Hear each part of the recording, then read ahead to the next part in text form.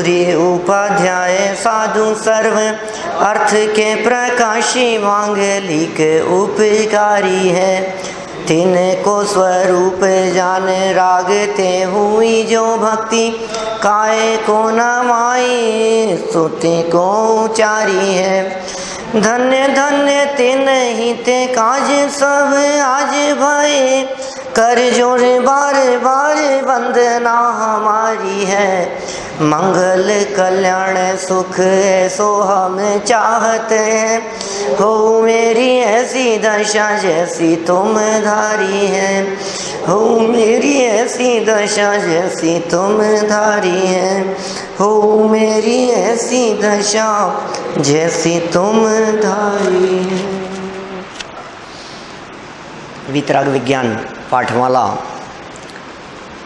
भाग 1 के आधार से यहाँ 7 तत्वों की चर्चा हमने प्रारंभ की है। कल वास्तव में 7 तत्वों की चर्चा नहीं हो पाई। कल तो चर्चा तत्वार सूत्र के परिचय मात्र की हुई थी। वास्तव में तत्वार सूत्र ग्रंथ एक ऐसा ग्रंथ है जो ग्रंथ जैन परंपरा का एक सूचीबद्ध ग्रंथ है। जैन परंपरा की इंडेक्स है। जैन परंपरा के पूरे साहित्य, पूरे जनागम, उसका सार संक्षेप में इस तत्वार सूत्र नामक ग्रंथ में भरा है। इस तत्वार सूत्र ग्रंथ में 7 तत्वों का वर्णन है। कल भी हमने बतलाई थी बात। 7 तत्वों की चर्चा और पहले 4 अध्याय जीव तत्व के लिए, 5वां अध्याय अजीव तत्व के लिए, 6ठा और 7वां अध्याय आश्रव तत्व का वर्णन करने वाला, 8वां अध्याय बंध तत्व का वर्णन करने वाला, 9वां अध्याय संवर और निर्जरा का वर्णन करने वाला और 10वां अध्याय मोक्ष तत्व का वर्णन करने वाला है। देखिए आप, उस तत्वार सूत्र के आधार से ये चर्चा यहाँ 7 तत्व की गई है। पेज नंबर 11 है। 7 तत्व, प्रवचनकार और एक मुमुक्षु, इनकी आपसी चर्चा या प्रवचनकार विद्वान प्रवचन कर रहे हैं और बीच में प्रश्नकर्ता प्रश्न कर रहे हैं। इस संवाद के रूप में इस पाठ की रचना हुई है। संसार में समस्त प्राणी दुखी दिखाई देते हैं। या संसार में जीव सुखिया कोई नजर नहीं आता। सब दुखी नजर आते हैं और वे दुख से बचने का उपाय भी करते हैं। सभी दुखी हैं और दुख से बचने का प्रयास भी करते हैं। किसी को गर्मी का दुख है, किसी को क्यों, अभी तो बहुतों को है गर्मी का दुख दिखता है, कभी सर्दी का दुख दिखता है, कभी शारीरिक दुख दिखते हैं, मानसिक दुख दिखते हैं, परिवार की समस्याएं दिखती है, बिजनेस की परेशानियां दिखती है, कभी स्कूल की परेशानियां दिखती है, कभी एग्ज़ाम, कभी रिजल्ट है, कितनी तरह की परेशानियां हैं। कभी बच्चे कहना नहीं मानते, कभी घर में काम करने वाले नहीं आते, कभी सर्वेंट छुट्टी करते हैं, कभी गाड़ी ख़राब हो जाती है, कभी बिल ज़्यादा आ जाता है बिजली का, कभी टेलीफोन का बिल ज़्यादा आ जाता है। एक दिन हमारे आ गया था 25,000 का टेलीफोन का बिल क्या, और कंप्लेन की बतलाया तो बोले वो एक दिन के अंदर इंटरनेट यूज हो गया 20,000 का। ऐसा कैसे हो सकता है? कुछ उनकी टेक्निकल प्रॉब्लम थी। अब वो कहते हैं पहले तो आप बिल जमा कराओ क्या, और उसके बाद में देखेंगे क्या? बहुत समय तक चलता रहा ऐसा चक्कर। तो ये ऐसी झंझटें हो जाती हैं कि नहीं? कई बार कभी कुछ हो गया, कभी कुछ हो गया, कभी चलते हुए एकदम गाड़ी रास्ते में ख़राब हो गई, फिर धक्के लगा रहे हैं, फिर उसको साइड में खड़ी कर रहे हैं, फिर क्या करें। तो ये संसार दशा में तो ये सब झमेले चलते ही रहते हैं। ये दुख बहुत हैं। हम लोग प्रयास भी करते हैं उन दुखों से छूटने का, बचने का, अपनी जान के अनुसार, अपने विकल्पों के अनुसार। और हमें ऐसे लगता है जितनी तरह की समस्याएं दिखाई दे रही हैं, इन सब समस्याओं का धीरे धीरे समाधान करो तो हम सुखी हो जाएंगे। जो भी समस्या दिख रही है उस समस्या का समाधान क्या है? हमें लगता है कोई अच्छा सर्वेंट मिल जाए तो सर्वेंट की प्रॉब्लम सॉल्व हो जाए, अच्छी जॉब लग जाए तो आजीविका की प्रॉब्लम सॉल्व हो जाए। बिजनेस अच्छा चलने लग जाए तो फिर एक समस्या निपट जाए हमारी। क्या कोई अच्छा डॉक्टर अपना सलाहकार हो जाए तो सारी समस्या निपट जाए शारीरिक।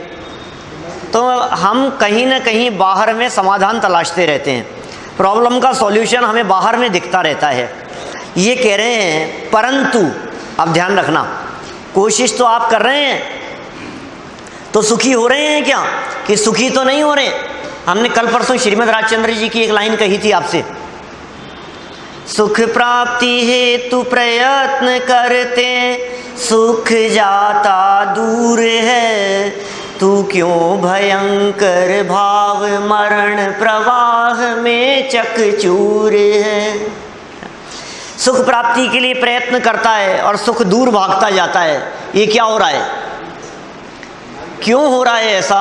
क्योंकि हमारे द्वारा किया गया प्रयास उल्टा है, गलत प्रयास है, खोटा प्रयास है, विपरीत दिशा में किया गया प्रयास है। तो क्या करें ये बताओ आप? ये कह रहे हैं परंतु प्रयोजनभूत तत्वों की सही जानकारी एवं श्रद्धा के बिना दुख दूर होता नहीं। प्रयोजनभूत तत्व, अब ये क्या होते हैं प्रयोजनभूत तत्व? इनको जाने बिना दुख नहीं मिटता है। दुख मिटाने का उपाय बतला रहे हैं। आपको कितने प्रकार के दुख हैं आपकी लाइफ में, उनको एक लिस्ट बना करके सामने लाओ। कितनी तरह की समस्याएं हैं, हम सब समस्याओं का समाधान करेंगे। अच्छा, जितनी प्रॉब्लम है आपके पास में, सारी प्रॉब्लम्स का सॉल्यूशन है यहाँ 7 तत्व की चर्चा में।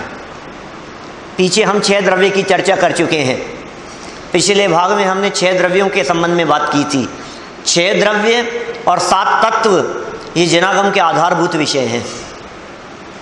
6 द्रव्य, 7 तत्व, पंचास्तिकाय, द्रव्य गुण पर्याय, स्याद्वाद, अनेकांत, न्याय पद्धति, अहिंसा और अपरिग्रह की चर्चा, ये जैन शासन के बेस हैं। ये माने इन सब विषयों को गहराई से जान लेने पर ही जैन धर्म का मर्म समझ में आएगा।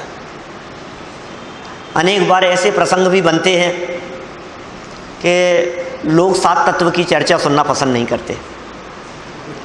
मेरे जीवन की घटी हुई घटना है, बहुत पुरानी, तो 1998-99 के आसपास की बात है।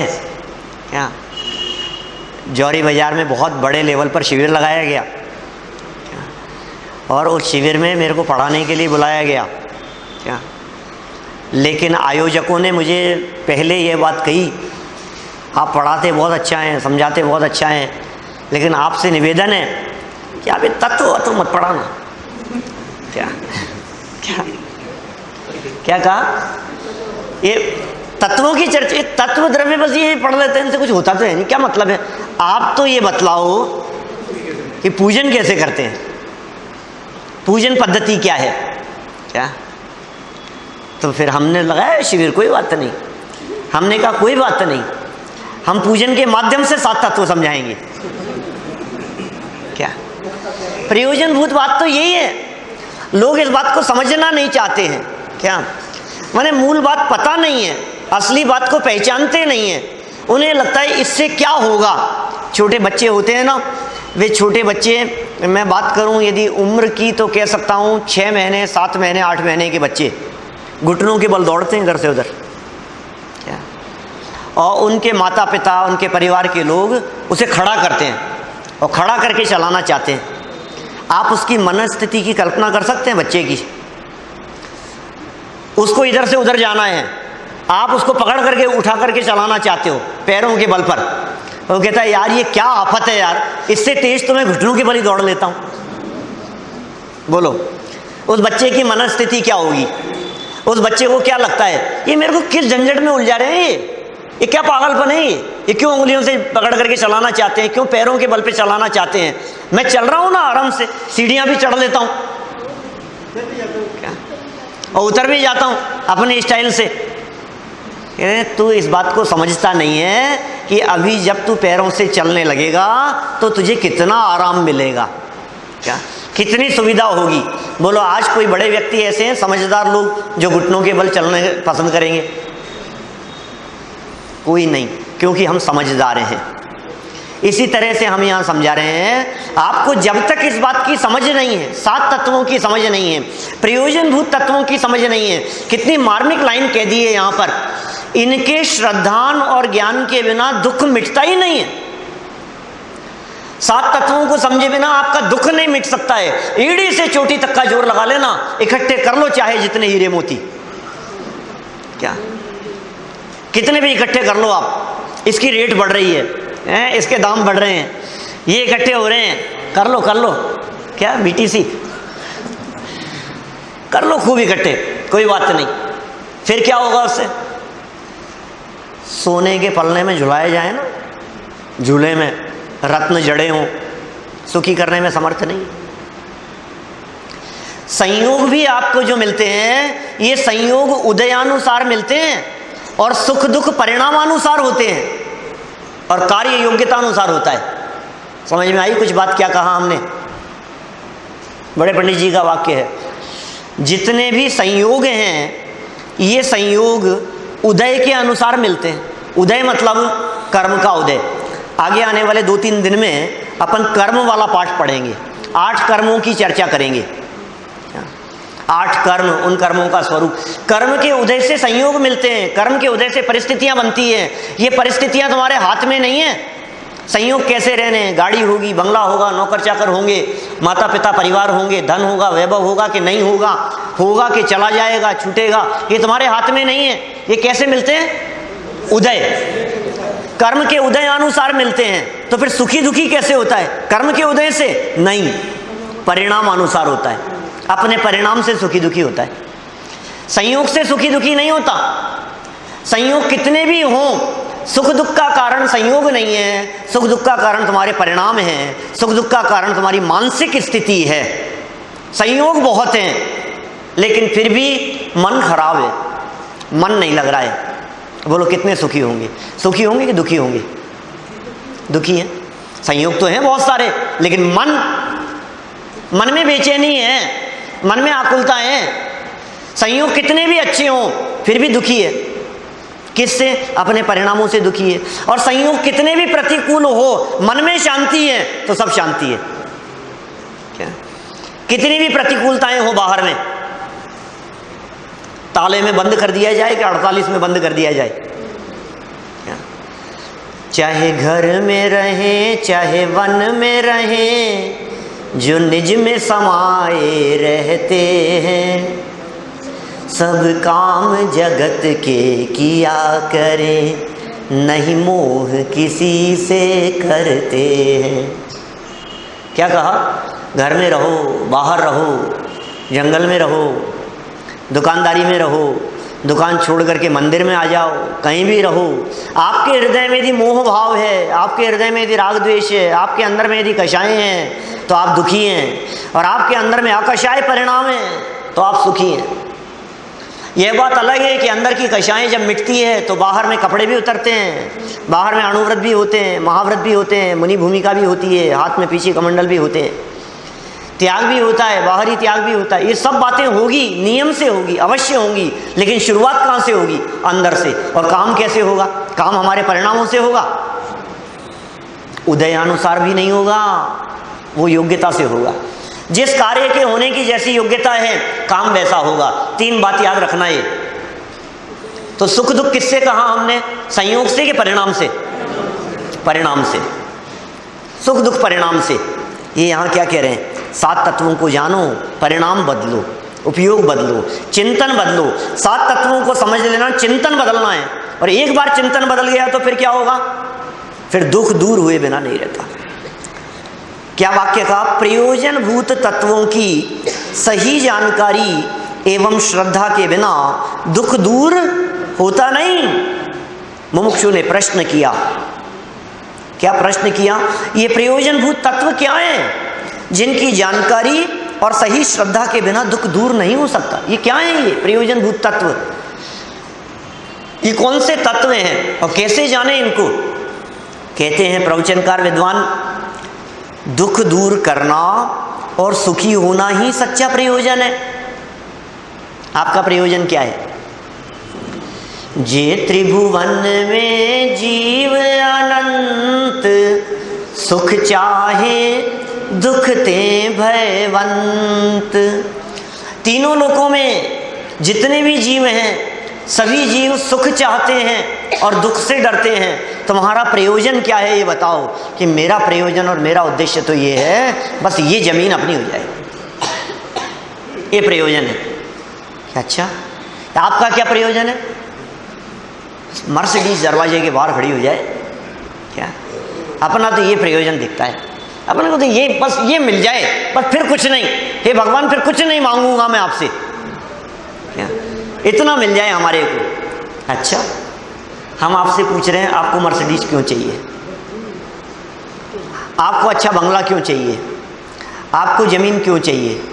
आपको ये प्रॉपर्टी क्यों खरीदनी है? क्यों खरीदनी है बताओ तो सही।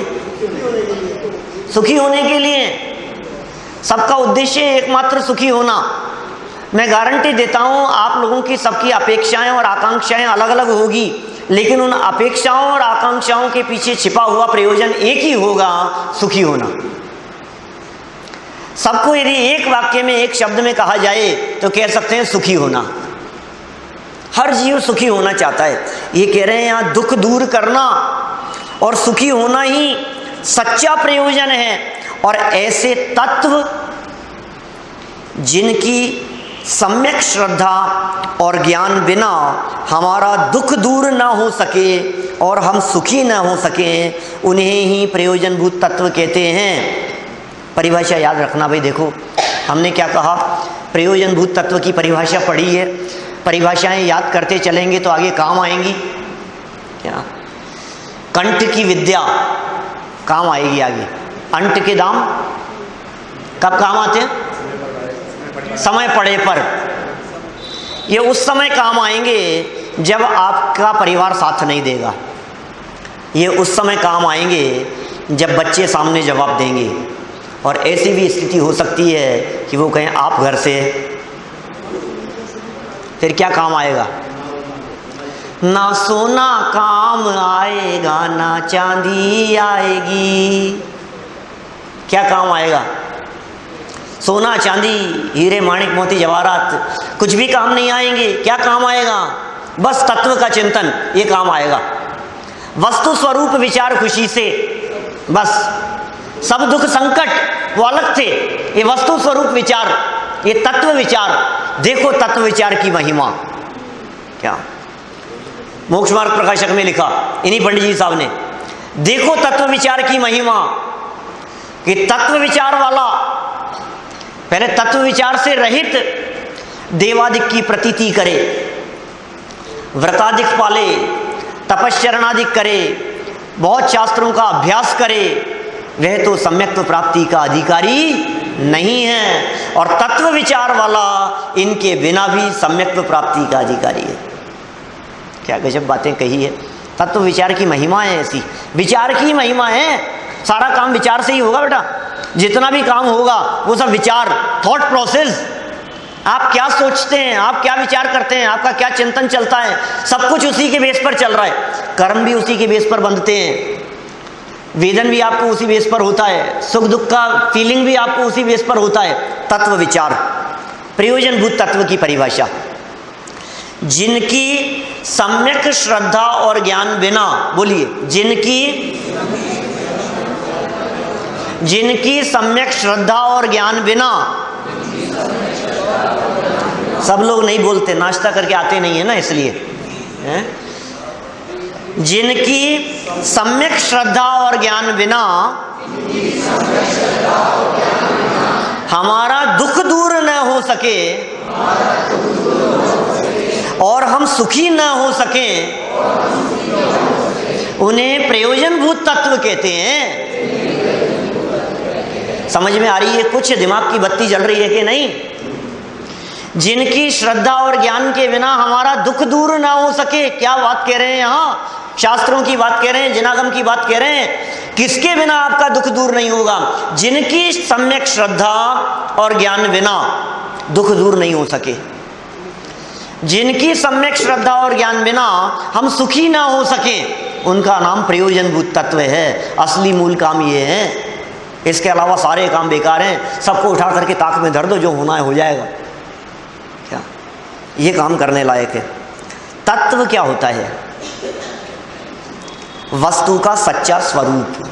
तत्व माने वस्तु का सच्चा स्वरूप, वो तत्व कहलाता है। तस्य भावस्तत्वम, ऐसी व्याख्या मिलती है। तस्य भावस्तत्वम, वस्तु का जो भाव है वो उसका तत्व है। वस्तु का मूल चीज, मूल स्वरूप वो तत्व कहलाता है। जो वस्तु जैसी है उसका जो भाव है वही तत्व है। तत्व माने होता है भाव। तत्व माने भाव। किस किस का क्या क्या भाव है? क्या सोने का क्या भाव चल रहा है? जैसे आप भाव कह रहे हैं वो भाव नहीं है यहाँ। क्या जमीनों के क्या भाव हैं जयपुर में? हैं दीपेश जी? अलग अलग कॉलोनी में अलग अलग है। ये भाव नहीं है। जैसे आप मूल्य कह करके पुकारते हैं, ये भाव नहीं है। यहाँ तो ये कह रहे हैं आत्मा का भाव है ज्ञान, नमक का भाव है खारापन, ये उसका भाव है, ये उसका स्वरूप है। सोने का भाव है उसका भारीपन, उसका पीलापन, उसका चिकनापन। सोने का जो गुण है, जो सोने का धर्म है, वो उसका भाव है। इसे भाव कहते हैं। वे तत्व 7 होते हैं। तत्व कितने हैं? 7। पूछूंगा भाई अभी 7 तत्वों के नाम। तत्व 7 होते हैं, जैसा कि तत्वार्थ सूत्र में आचार्य गृध्र पिच्छ उमा स्वामी ने कहा है। क्या कहा? जीवा जीवाश्रव बंध संवर निर्जरा मोक्षास तत्वम। बोलिए, जीवा जीवाश्रव बंध संवर निर्जरा मोक्षास तत्वम। वापस बोलो, जीवा जीवाश्रव बंध संवर निर्जरा मोक्षास तत्वम। पहले अध्याय का 4था सूत्र है। उमा स्वामी आचार्य ने मोक्ष मार्ग का वर्णन करने के लिए तत्वार्थ सूत्र में पहला सूत्र लिखा, सम्यक दर्शन ज्ञान चारित्राणी मोक्ष मार्ग है। फिर सम्यक दर्शन का स्वरूप बतलाते हुए लिखा तत्वार्थ श्रद्धानम सम्यक दर्शनम। फिर सम्यक दर्शन की उत्पत्ति बतलाई, तन निसर्गाद अधिगमाद्वा। फिर शिष्य ने पूछा कि साहब आपने कहा था तत्वार्थ श्रद्धानम, ये तत्वार्थ कौन से हैं? तो उन्होंने कहा 4थे सूत्र में जीवा जीवाश्रव बंध संवर निर्जरा मोक्षास तत्वम। 7 हो गए भाई नाम। नाम याद करना सब। जीव अजीव, बोलो जीव अजीव, आश्रव बंध, आश्रव बंध, संवर निर्जरा मोक्ष, संवर निर्जरा मोक्ष, जीव अजीव आश्रव बंध, जीव अजीव आश्रव बंध, संवर निर्जरा मोक्ष। याद होंगे ना सभी को? सब करेंगे ना याद? क्यों करेंगे? क्योंकि इनके श्रद्धान ज्ञान बिना हमारा दुख दूर नहीं हो सकता, और इनके श्रद्धान ज्ञान बिना हम सुखी नहीं हो सकते। अरे साहब ये क्या बातें कर रहे हो आप? क्या ये तत्व की बातें हमारे कम समझ में आती है। देखो आप तो कोई और अच्छी बात बतलाओ। जरूरी है कि इन 7 तत्वों को जानना, और पता नहीं क्या क्या है। वो आश्रव आश्रव पता नहीं क्या कह रहे थे। क्या था वो तीसरा शब्द? हमें तो शब्द ही समझ में नहीं आते, ये इतने कठिन कठिन शब्द। आश्रव, संवर, निर्जरा, मोक्ष तो हमने पढ़ा है। कहाँ पढ़ा है? शमशान के बाहर मोक्ष द्वार लिखा रहता है वहाँ।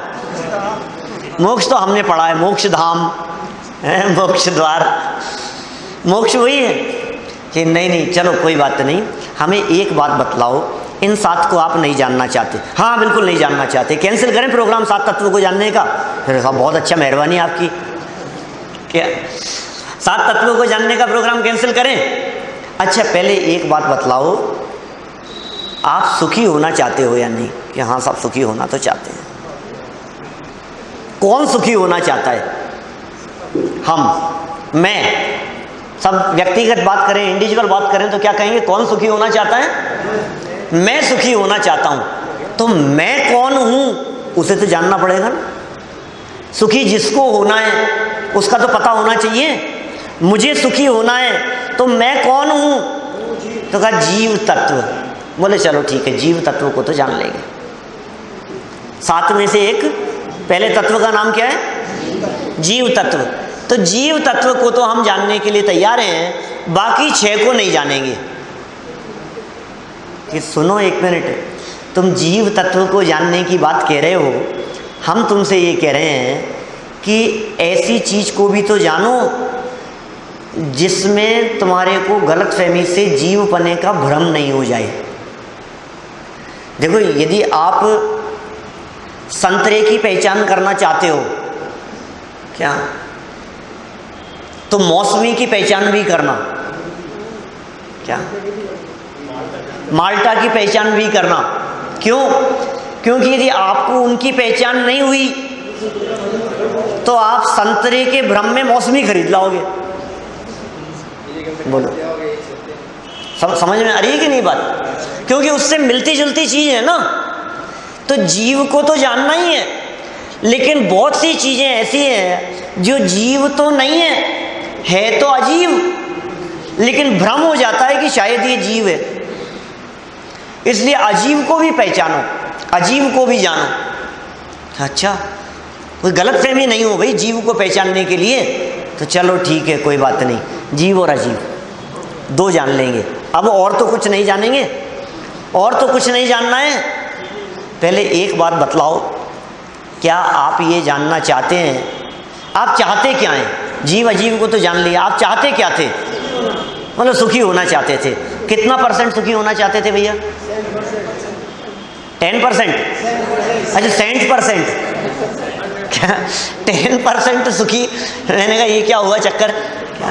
60% सुखी होना चाहते हैं, 100% सुखी? ऐसा तो मत करो यार, थोड़ा बहुत तो दुख भी ले लो। 99% सुख और 1% दुख तो चलेगा कि नहीं? बिल्कुल नहीं, 100% सुख। तो हमने कहा सुनो, तुम जानते हो 100% सुख क्या होता है? साहब ये तो नहीं मालूम हमारे को। क्या 100% सुख कौन सी अवस्था में होता है? 100% सुख कहाँ है? साहब ये तो पता नहीं है, लेकिन 100% सुख चाहिए।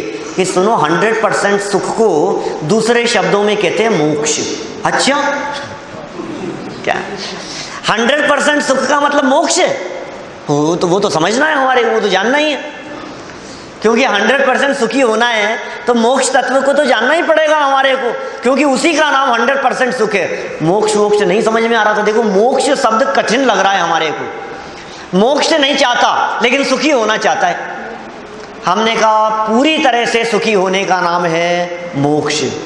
चलो ठीक है, 3 रख लो, कोई बात नहीं, जीव अजीव और मोक्ष। अच्छा, आप पूरी तरह से सुखी होना चाहते हो, माने मोक्ष की प्राप्ति करना चाहते हैं, तो आपको पता है वो मोक्ष रूपी मंजिल 100% सुख कौन से रास्ते से मिलता है, कौन सी विधि से वहां तक पहुंचा जाता है? कि नहीं साहब, ये तो नहीं मालूम। तो आपको ये सीखना है कि नहीं कि उस 100% सुख को कैसे प्राप्त करें, उसकी प्रोसेस क्या है, उसकी विधि क्या है? कि साहब वो तो सीखना ही पड़ेगा, उसके बिना कैसे काम चलेगा? कि उसकी विधि प्रक्रिया को कहते हैं संवर और निर्जरा। क्या कह रहे हो? संवर और निर्जरा? कि हाँ, संवर और निर्जरा मार्ग हैं। किसके मार्ग हैं? किसका रास्ता है? 100% सुखी होने का रास्ता है, 100% सुखी होने का मार्ग है। वो क्या है? संवर और निर्जरा। अरे साहब देखो, बहुत हो गया क्या? 7 में से 5 कर दिए आपने। जीव अजीव मोक्ष, संवर और निर्जरा। अब देखो, वो जो बहुत कठिन शब्द था वो क्या था? आर्जव? क्या? आश्रव? क्या आश्रव था? क्या वो तो रहने दो। अब आप देखो भाई, ऐसा है, संवर और निर्जरा जो होती है ना, जो रास्ता है, वो रास्ता तो आपको जानना जरूरी है, लेकिन उस रास्ते में कहीं भटकने की संभावना जहां जहां है, उसको भी पहले गहराई से समझ लो। क्योंकि मार्ग में जहां भटकने की संभावना है, जो गलत रास्ता है, यदि आपने उसको नहीं समझा तो क्या होगा? बता सकते हैं आप? उसको नहीं समझा तो क्या होगा? गलती से गलत रास्ते पर बढ़ जाओगे। हाँ साहब, ये बात तो सही है, रास्ता भी जानना है, सही रास्ता भी जानना है। और देखो, वो मोड़ आएगा और वो गलती से इधर मत घूम जाना। क्या ये इधर घूमना है, गलती से सीधे मत चले जाना, उसे भी जानना है। तो ठीक है, उसे भी जान लेंगे। बोले वो क्या है? कि बहुत सी बातें ऐसी है जो दिखती तो है संवर और निर्जरा जैसी, लेकिन होती है आश्रव और बंध के कारण। क्या? इसलिए उनको भी पहचानो। मार्ग क्या है और मार्ग में बाधक कारण क्या है, उसे भी जानना जरूरी है। अब कहो तुम्हें कितने जानने हैं 7 में से? कि साहब 7 ही जान लें, क्या करें? 7 में से कम नहीं कर सकते। माने इन 7 तत्वों में से कुछ भी कम नहीं किया जा सकता और 7 से ज़्यादा बढ़ाए नहीं जा सकते। इसलिए हमारे यहाँ जिनागम में 7 तत्व कहे हैं। 7 तत्व का मतलब अपने और पराये की पहचान, जीव और अजीव, मोक्ष, मोक्ष का मार्ग और मोक्ष में बाधक। या ऐसा भी कह सकते हैं मैं और पर, जीव और अजीव, फिर दुख का कारण, दुख को दूर करने के उपाय और पूरी तरह से दुखों से निवृत्ति। हो गए 7 तत्व। मैं कौन हूं और कौन मैं नहीं हूं, जीव अजीव। दुख के कारण आश्रव बंध, सुख का रास्ता संवर और निर्जरा, और सुख की पूर्णता मोक्ष। देखो अभी धीरे धीरे पढ़ते हैं। यहाँ अभी चर्चा शुरू की है अभी अपन ने 7 तत्व के संदर्भ में। 7 तत्वों के नाम हो गए, नाम याद हो गए सबको? किसी को नहीं हुए हो तो बतला दो। हैं बेटा, याद हो गए? वापस बोल लो एक बार। जीव अजीव आश्रव बंध। बच्चे बहुत होशियार हैं सब बोलने में, फास्ट बोलते हैं। जीव अजीव आश्रव बंध संवर निर्जरा मोक्ष। देखो कृपया संक्षेप में इनका स्वरूप बताइए ना, संक्षेप में बतलाइए तो सही। देखो जीव तत्व किसे कहते हैं? ज्ञान दर्शन स्वभावी आत्मा को कहते हैं जीव तत्व। जीव तत्व किसका नाम है? ज्ञान दर्शन स्वभावी आत्मा। ज्ञान दर्शन स्वभाव से रहित तथा आत्मा से भिन्न समस्त द्रव्य अजीव तत्व कहलाते हैं। जीव तत्व क्या कहलाते हैं? ज्ञान दर्शन सहित पदार्थ वो जीव है, और जिसमें ज्ञान दर्शन नहीं है वो अजीव तत्व कहलाते हैं। पुद्गल आदि समस्त पदार्थ अजीव हैं। पुद्गल आदि में क्या क्या लेना है? पुद्गल, धर्म, अधर्म, आकाश और काल। पुद्गल आदि, पुद्गल भी अजीव है, धर्म द्रव्य भी अजीव है, अधर्म द्रव्य भी अजीव है, आकाश द्रव्य भी अजीव है, और काल द्रव्य भी अजीव है। तो 6 द्रव्यों में से जीव कितने हैं? 1। और अजीव कितने हैं? 5। 6 द्रव्यों में से, ठीक है। इन 5 को किस में शामिल किया? अजीव तत्व में। देखिए इन शरीर आदि सभी अजीव पदार्थों से भिन्न चेतन तत्व ही आत्माएं। शरीर आदि सबसे भिन्न, शरीर आदि अजीव और आत्मा जीव। वह आत्मा ही मैं हूं। मुझसे भिन्न पुद्गल आदि 5 द्रव्य अजीव हैं। सामान्य रूप से तो जीव अजीव 2 ही तत्व हैं। आश्रवादिक तो जीव अजीव के ही विशेष हैं। समझना, देखो क्या कह रहे हैं। अजीव के आश्रव बंध के लिए उसके तो परिणाम नहीं। हाँ देखो बतलाता हूँ अभी। आश्रव और बंध 2 रूप में पाए जाते हैं। आश्रव, बंध, संवर, निर्जरा, मोक्ष। इन 5 तत्वों की व्याख्या 2 रूपों में होगी, द्रव्य रूप भी और भाव रूप भी। जब इनको कर्म परमाणुओं की अपेक्षा से कहते हैं तो ये सब अजीव तत्व में चले जाते हैं, अजीव की श्रेणी में चले जाते हैं। और जब इन सबको जीव के परिणामों रूप देखते हैं तो ये जीव तत्व की पर्याय में शामिल हो जाते हैं। क्या कहा हमने? जीव और अजीव ये तो मूल तत्व हैं, 2 तो मुख्य हैं। आश्रव, बंध, संवर, निर्जरा और मोक्ष ये इनकी अवस्थाएं हैं, ये पर्याय रूप हैं, ये अवस्था रूप हैं। आश्रव, आश्रव किसी वस्तु का नाम नहीं है। आश्रव जीव अजीव के परिणामों का नाम है, परिणमन का नाम है। जब हम कर्म परमाणुओं की बात करते हैं तो वो द्रव्य आश्रव कहलाते हैं, उनका आना। और आत्मा के विकारी भावों की बात करते हैं तो उन्हें भाव आश्रव कहते हैं। ऐसे 2 प्रकार की बात करेंगे। अभी इन्होंने क्या कहा? मूल तत्व कौन से हैं? जीव और अजीव, क्या याद रहेगा मूल तत्व? जीव और अजीव। देखना, जीव द्रव्य अलग है और जीव तत्व अलग है। क्या बात कर रहे हो, वही तो है। 6 द्रव्यों में पढ़ा था ना हमने, 6 द्रव्यों में क्या पढ़ा था? एक जीव नाम का द्रव्य, और 7 तत्व में क्या पढ़ रहे हैं? जीव नाम का तत्व। तो जीव तत्व और जीव द्रव्य, इनमें कुछ अंतर है या नहीं है? जीव शब्द का प्रयोग और भी 2 स्थानों पर होता है शास्त्रों में। कहाँ कहाँ होता है? 9 पदार्थों में जीव पदार्थ, और 5 अस्तिकाय में जीवास्तिकाय। 4 शब्द कह दिए बेटा, ध्यान रखना, 4 शब्द कहे हैं हमने। जीव द्रव्य, जीव तत्व, जीव द्रव्य, जीव तत्व, जीवास्तिकाय और जीव पदार्थ। जीव अस्तिकाय और जीव पदार्थ 4 जगह पर, 4 जगह पर जीव की व्याख्याएं मिलती है।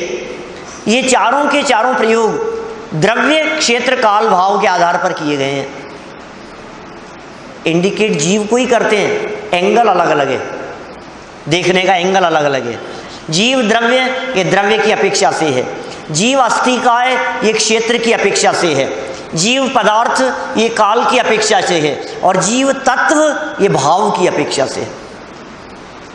कुछ समझ में आ रही है बात? अभी सबको छोड़ो, अभी सिर्फ 2 में अंतर करो, जीव द्रव्य और जीव तत्व में। ये अंतर जानना बहुत जरूरी है। जीव द्रव्य और जीव तत्व में अंतर जानना बहुत जरूरी है। साहब, जीव द्रव्य तो ज्ञान दर्शन वाला होता है, हमने पढ़ा था पहले, और जीव तत्व की परिभाषा भी वही बतला रहे हो, जानने देखने वाला। हमें समझ में ही नहीं आ रहा है, आप इसमें अंतर कैसे बता रहे हैं? जब हम द्रव्य शब्द का प्रयोग करते हैं तो 3 लोक के सभी जीव जीव द्रव्य में शामिल हो जाते हैं। सब जीव द्रव्य हैं, सब जीव द्रव्य हैं। लेकिन जीव तत्व किसे कहते हैं? जीव तत्व में दुनिया के सारे जीव नहीं, मैं जीव, ये जीव तत्व है। सारे जगत के जीव वो जीव द्रव्य हैं, और मैं जीव ये जीव तत्व है। कि क्या मतलब साहब? अभी भी नहीं समझ में आई बात कुछ। ऐसा क्यों भेद कर रहे हो आप? मैं जीव ये जीव तत्व, और आप लोग सब जीव ये जीव द्रव्य। ऐसा क्यों? ऐसा क्यों कह रहे हैं? क्योंकि तत्व किसे कहते हैं? जिसके श्रद्धान ज्ञान बिना दुख दूर न हो सके, वो तत्व है। अपनी सम्यक पहचान के बिना, अपने आप को जाने पहचाने बिना दुख दूर नहीं होगा। इसलिए जीव तत्व में तो मैं और जीव द्रव्य, सभी जीव द्रव्य हैं। जीव द्रव्य जनरल बात है, जीव द्रव्य कॉमन बात है, और जीव तत्व ये पर्सनल बात है, ये इंडिविजुअल है। तत्व और द्रव्य ये अंतर ख्याल में रखना। एक बात और सुनना, जीव द्रव्य में विकारी अविकारी सभी पर्यायों से सहित जीव ग्रहण किया जाता है। जीव द्रव्य, सब जीव द्रव्य। सिद्ध भगवान जीव है या नहीं? वो भी जीव द्रव्य है। निगोदिया जीव, जीव द्रव्य है। रागी द्वेषी जीव, वो भी जीव द्रव्य है। जीव द्रव्य में सब शामिल है, लेकिन तत्व में राग द्वेष शामिल नहीं है। तत्व में, जीव तत्व में संवर निर्जरा भी शामिल नहीं है। जीव तत्व में मोक्ष भी शामिल नहीं है। अरे क्योंकि 7 कहे हैं ना, 7 का मतलब है कि मोक्ष तत्व अलग है, निर्जरा तत्व अलग है, संवर तत्व अलग है, आश्रव और बंध तत्व अलग है। ये 5 जीव की पर्याय हो भले ही, लेकिन जीव तत्व इन पर्यायों से अलग है। तो जीव तत्व विकारी और अविकारी पर्यायों से भिन्न हो गया। जीव तत्व शुद्धता अशुद्धता का भेद ही नहीं है उसमें। त्रिकाल शुद्ध, शुद्ध भाव जिसे कह रहे हैं, वो प्रकट होने वाली शुद्धता नहीं, वो त्रिकाल शुद्धता, वो जीव तत्व है, पर्याय से पार। क्योंकि आप विकारी पर्याय की बात करोगे आश्रव बंध में चले जाएगा, आप निर्मल पर्याय की बात करोगे संवर निर्जरा मोक्ष में चले जाएगा। हमें बात करनी है जीव तत्व के बारे में। कुछ बात समझ में आ रही है? मुझे मालूम है कुछ कुछ ऊपर से भी जा रही है। क्या कोई बात नहीं, नहीं सिद्ध भगवान। यदि आप मोक्ष अवस्था देख रहे हैं क्या मोक्ष अवस्था देखेंगे तो मोक्ष तत्व में शामिल होंगे। आप जीव तत्व की बात कर रहे हैं तो सभी जीव अपने अपने लिए जीव तत्व हैं, सब अपने अपने लिए जीव तत्व हैं। और सबकी दृष्टि से देखो तो जीव द्रव्य है, द्रव्य और तत्व। अभी तत्व कौन कौन से पढ़े हमने? 2 पढ़े हैं अभी। कौन कौन से 2? जीव और अजीव। जीव जानने देखने वाला, सुख दुख का अनुभव करने वाला, और अजीव पुद्गल आदि, शरीर आदि, ये सब अजीव तत्व हैं। चलो आगे बढ़ते हैं अपन। शंकाकार ने शंका की, शिष्य ने, यदि आश्रवादिक जीव अजीव के ही विशेष हैं तो इनको पृथक क्यों कहा है? इनको अलग से कहने की क्या जरूरत थी? या आश्रव बंध के विशेष है ना, या अजीव जीव अजीव के विशेष है ना, तो आश्रव बंध संवर निर्जरा मोक्ष अलग से कहने की क्या जरूरत थी? डरा दिया हमारे को साथ साथ कह करके, 2 ही कह देते। 2 तत्व में ही है, 2 तत्वों को जानना जरूरी है, आपने 7 कह दिया, हम घबरा गए। देखो ये क्या कहा है इन्होंने, 5 पर्याय रूप विशेष तत्व कहे। क्या कह रहे हैं? नहीं, नीचे की लाइन छोड़ दी अपन ने। यहां तो मोक्ष का प्रयोजन है, अतः आश्रवादिक 5 पर्याय रूप विशेष तत्व कहे। सबका प्रयोजन मोक्ष है भाई, इसलिए क्या कह रहे हैं? पर्याय रूप विशेष तत्व कहे हैं। उक्त 7 के यथार्थ श्रद्धान बिना मोक्ष मार्ग नहीं बन सकता है, इनके बिना मोक्ष मार्ग नहीं हो सकता, क्योंकि जीव और अजीव को जाने बिना अपने पराये का भेद विज्ञान कैसे हो? हमने जाना ही नहीं कौन मैं हूँ, कौन पराया है। अपने पराये की पहचान के बिना सुखी किसे होना है, किसे सुखी नहीं होना है, पोषण किसका करना है, दूर किसे करना है, अपने पराये का ज्ञान कितना जरूरी है। बाउंड्री वॉल क्यों खिंचाते हो आप? हैं? आपने जमीन ली तो पहला काम क्या करते हो? Boundary wall. क्यों? यहां तक अपनी है और यहां पराई है, बस अपने और पराये का भेद करने के लिए। ये अपने और पराये का यदि भेद नहीं होगा तो महा दुख है। आपको पता होना चाहिए अपना घर कौन सा है और पराया घर कौन सा है। क्या पड़ोस के घर में घुस जाएगा? आपको पता होना चाहिए अपनी गाड़ी कौन सी है और दूसरी गाड़ी कौन सी है। क्या एक दिन ऐसा हुआ, मार्केट में गाड़ी खड़ी की थी और जब दुकान से वापस लौटे तो गाड़ी को खोलने की कोशिश की, खुल ही नहीं रही थी गाड़ी। हुआ ना ऐसा? क्या खूब कोशिश करी, खुल नहीं रही। अरे अच्छा चक्कर हो गया। क्या स्विच से खुलती थी उससे नहीं खुल रही, रिमोट से खुलती थी उससे नहीं खुल रही। क्या चाबी लगा करके कोशिश करी उससे नहीं खुल रही। यार ये अच्छी समस्या हो गई। क्या अब क्या करें बोलो? तो वो जो सर्विस है ना, क्या सिटी कार लाइफ की सर्विस वाले को फ़ोन किया। क्या वो आ जाते हैं 15-20 मिनट में आ जाते हैं। मैं कहा यार ये समस्या समझ में नहीं आ रही, लॉक ही नहीं खुल रहा है, क्या होगा? ये इतनी देर में उससे बात कर रहा था मैं, सर्विस वाले से, और फ़ोन पे बात कर रहा था घूम करके, तो पता लगा अरे अपनी गाड़ी तो उधर खड़ी है। क्या ये क्या हुआ? बिल्कुल सेम नंबर नहीं देखा, बस क्या सेम कलर सेम वही, क्या माने जो वरना जो गाड़ी है मेरे पास में सेम वही गाड़ी, वही डिजाइन, वही कलर, सब सेम मॉडल। तो पहचान करना जरूरी है कि नहीं? क्या चाबी कहाँ लगानी है, इसकी पहचान होनी चाहिए कि नहीं? कि कौन सी अपनी है और कौन सी पराई है। आप दुखी हो जाओगे, गलत को यदि अपना मान लिया तो दुखी हो जाओगे आप। गलत चीज को अपना मान लिया तो आपको दुखी होने से कोई नहीं रोक सकता है। यहाँ क्या कह रहे हैं ये? जीव अजीव को जाने बिना अपने पराये का भेद विज्ञान कैसे हो? मोक्ष को पहचाने बिना और हित रूप माने बिना उसका उपाय कैसे करें? मोक्ष को जाना ही नहीं आपने, मोक्ष का स्वरूप ही नहीं जानता। अरे मोक्ष की चर्चा करते हैं तो इसको मौत दिखती है। जैसे ही हम कहते हैं ना मोक्ष मोक्ष, अरे मैं मरना नहीं चाहता, अरे तो मरने का नाम मोक्ष नहीं है, जीने का नाम मोक्ष है। कभी नहीं मरने को मोक्ष कहते हैं। इसको मोक्ष माने मरना दिखाई देता है। हम कह रहे हैं जब कभी नहीं मरना हो, मरण से हमेशा के लिए मुक्ति मिल जाए, उसका नाम मोक्ष है। मोक्ष को जाने बिना उसका उपाय कैसे करेगा? और मोक्ष का उपाय संवर निर्जरा है, अतः उनका जानना भी आवश्यक है, जरूरी है। तथा आश्रम का अभाव सो संवर, आश्रम के छूटने को संवर कहते हैं। और बंध का एक देश अभाव सो निर्जरा है, अतः इनको जाने बिना, इनको छोड़ संवर निर्जरा रूप कैसे प्रवर्ते, इसलिए इनको भी जानना जरूरी है। अभी हमने समझाया नहीं है इन 7 तत्वों को।